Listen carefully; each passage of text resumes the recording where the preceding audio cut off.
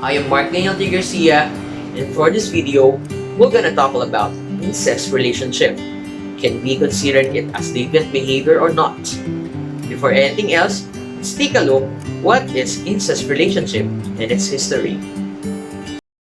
The term incest refers to any sexual activity that takes place between non-spouse family members or close relatives. Incest is illegal in the United States and many other countries around the world. Incest laws are intended to protect the security of the family and to prevent the genetic defects that typically occur when babies are born of parents too closely related.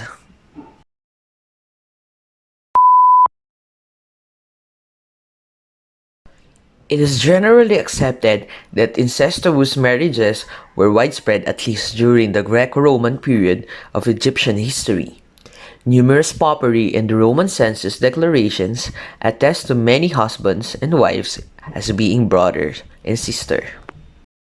Incestuous unions were frowned upon and considered as nefas, against the laws of gods and man in Roman times, and were explicitly forbidden by an imperial edict in 295 CE, which divided the concept of incest into two categories of unequal gravity: the incestus iuris gentium, which was applied to both Romans and non-Romans in the empire, and the incestus iuris civilis, which concerned only the Roman citizens. Therefore, for example, an Egyptian could marry an aunt, but a Roman could not. Despite the act of incest being unacceptable within the Roman Empire, Roman Emperor Caligula is rumored to have had open sexual relationships with all three of his sisters, Julia, Livilla, Drusilla, and Agrippina the Younger, and to have killed his favorite, Drusilla, when she became pregnant with his child. Customs have changed in the United Kingdom, with incest at one time apparently being normal practice, at least in the south of the country. When Julius Caesar invaded Britain for the second time in 54 BCE, he noted the customs of Britons, remarking, "Wives are shared between groups of 10 or 12 men, especially between brothers and between fathers and sons. But the offsprings of these unions are counted as the children of the man with whom a particular woman cohabited first."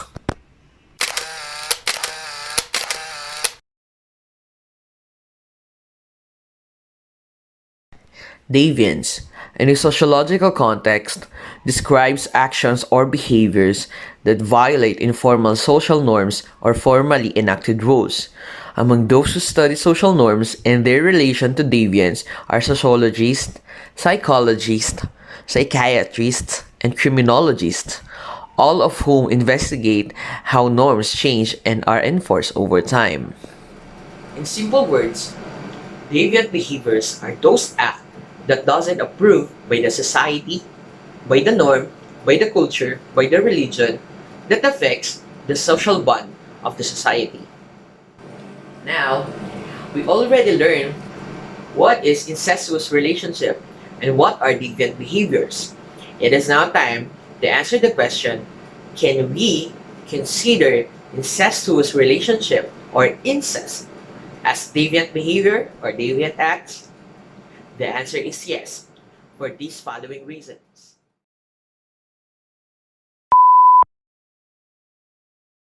Number one, basically, because the law prohibits it. Under Executive Order Number 209, also known as the Family Code, Article 37 and 38, incestuous marriages are void ab initio for being contrary to public policy. Act Number 3135, as amended, also known as the Revised Penal Code, Article 335, Paragraph 7, impose death penalty for rape when victim is under 18 years of age and the offender is parent, ascendant, step-parent, guardian, relative by consanguinity or affinity with third civil degree or the common law spouse of parent of the victim. However, under above-mentioned circumstances, there is no law penalizes incestuous relationship between consenting parties 18 years of age and above. This bill criminalizes such sexual relation because they are contrary to public policy and public morals. It also responds to reports of rising incest statistics among families of overseas contract workers. And also, the Section 1, Article 38 of the Family Code prohibits marriage of relatives up to the fourth civil degree or first cousins. For the number one reason why can we consider that incestuous relationship is a deviant behavior, because of course the law prohibits it. Not only in the Philippines but other several countries, including the United States. As mentioned in the family code, you cannot marry until civil degree. In that case, it makes a deviant behavior because it doesn't conform to the pattern of the law in the society. Another is the religion. One of the major aspects that we must look in terms of defining an act as deviant or not is about religion.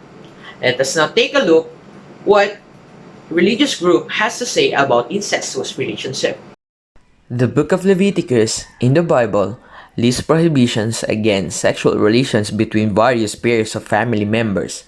Father and daughter, mother and son, and other pairs are forbidden, on pain of death, to have sexual relations. It prohibits sexual relations between aunts and nephews, but not between uncles and nieces. Christians interpret it to include the latter by implication, though Jews traditionally do not. In Islam, the Quran mentions incest in the Surat An-Nisa, which prohibits a man from having sexual relationships with his mother, daughter, sister, paternal aunt, maternal aunt, and niece. Relations with wet nurses are also prohibited, but on the other side, Islam allows marriage with cousins and other more distant relatives. Only in case of marriage does Islam allow sexual relations between cousins and other distant relatives. In Hinduism, it speaks of incest highly abhorrent terms. Hindus were greatly fearful of the negative effects of incest and thus practiced to date strict rules of both endogamy and exogamy, that is, marriage in the same caste, varna, but not in the same family tree, gotra, or bloodline. Lastly, is the culture. Several cultures doesn't approve and view this incest relationship as detestable to the human society. Especially here in the Philippines, we are a religious country and we are considered as a family-oriented country. That is why we viewed incest relationship as awful and shameful for us to commit it. And considering that some of these cases were product of rape or illegal sexual activities by the parents unto their children.